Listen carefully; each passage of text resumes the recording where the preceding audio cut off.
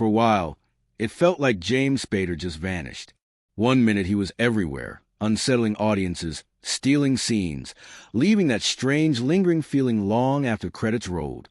Then, almost without warning, the phone stopped ringing. No grand farewell, no dramatic comeback.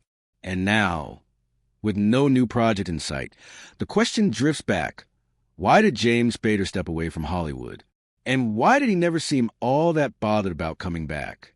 The answer begins with the childhood that shaped him. Spader's early years unfolded in the quiet halls of privilege and education. He grew up in faculty housing at the Brooks School, where his father taught English. His mother taught art at a nearby school, and later, James attended the prestigious Phillips Academy in Andover.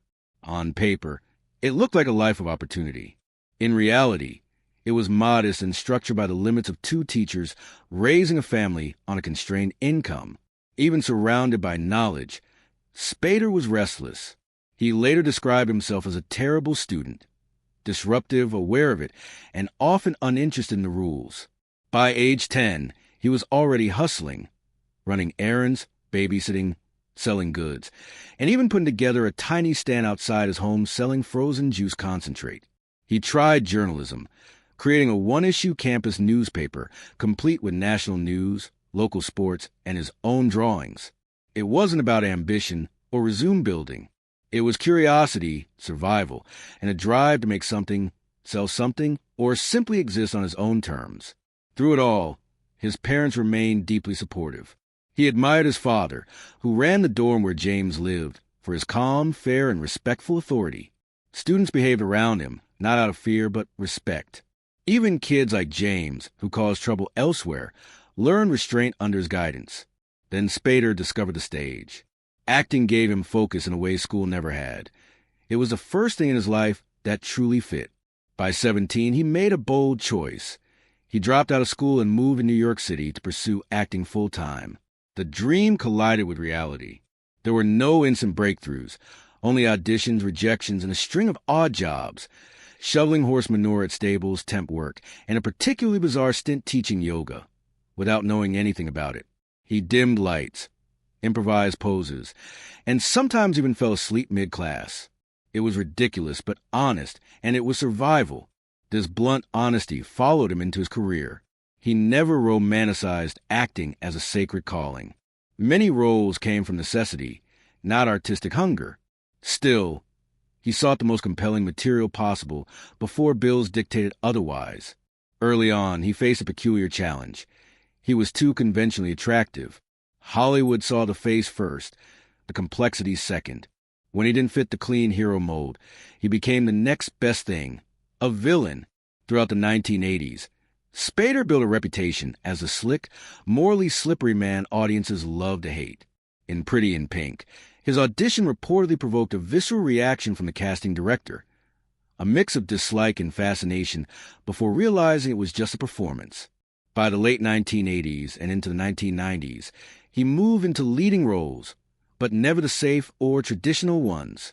His characters were strange, sexual, obsessive, psychologically off-center. That was no accident. Spader traced much of it to his upbringing, in a household open and casual about bodies, privacy, and sexuality. He grew up observing human behavior, relationships, and desire in a way that left an indelible mark on his acting instincts. For most actors, 40 is when the phone begins to ring less.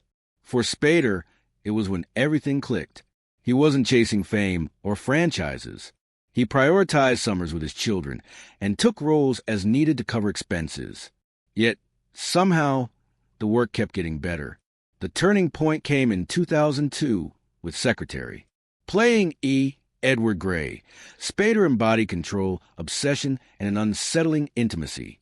Maggie Gyllenhaal recalled that from their first table read, he seemed entirely absorbed in the character, acknowledging almost nothing else in the room.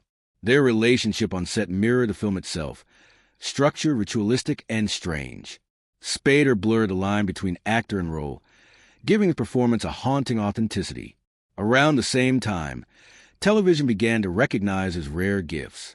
On The Practice, he played Alan Shore, manipulative, charming, brilliant, and ethically ambiguous.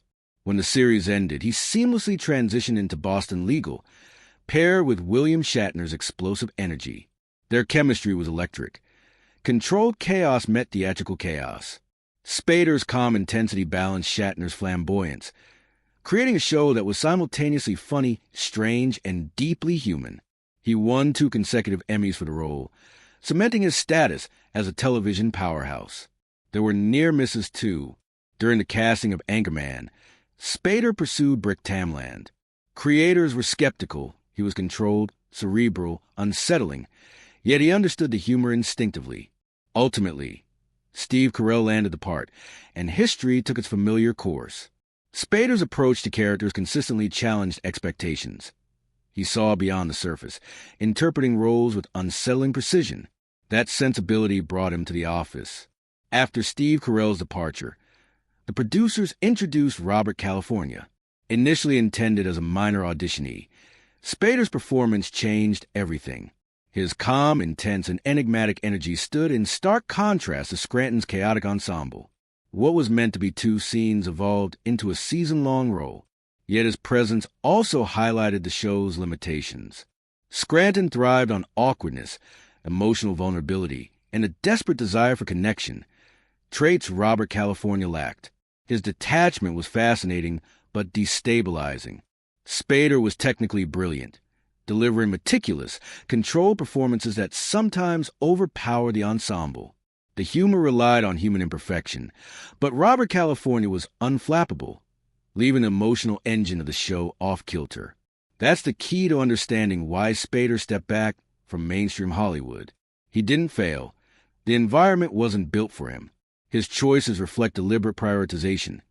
Intimacy over mass appeal, depth over visibility, personal life over constant exposure. While others chased blockbusters, Spader gravitated toward complex, unconventional roles.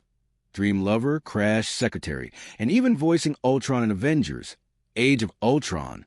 He remains an actor whose work is intense, memorable, and decidedly outside the conventional limelight. Off-screen, Spader's life reinforced this path. Starting a family in the late 1980s, he chose home over career acceleration, taking summers off and slowing his professional momentum. He has described himself as disorganized, uninterested in networking, and indifferent to Hollywood business practices. Money pressures dictated some roles, but he never chased fame for its own sake. Public appearances, interviews, and premieres exhausted him. He preferred to observe life quietly, pouring that intensity into his performances instead. Spader's acting approach is precise, sometimes obsessive. Co-stars have described him halting scenes to perfect gestures, timing, and emotional truth. This meticulousness makes his performances compelling, but constrain collaboration. He leans into his natural screen presence,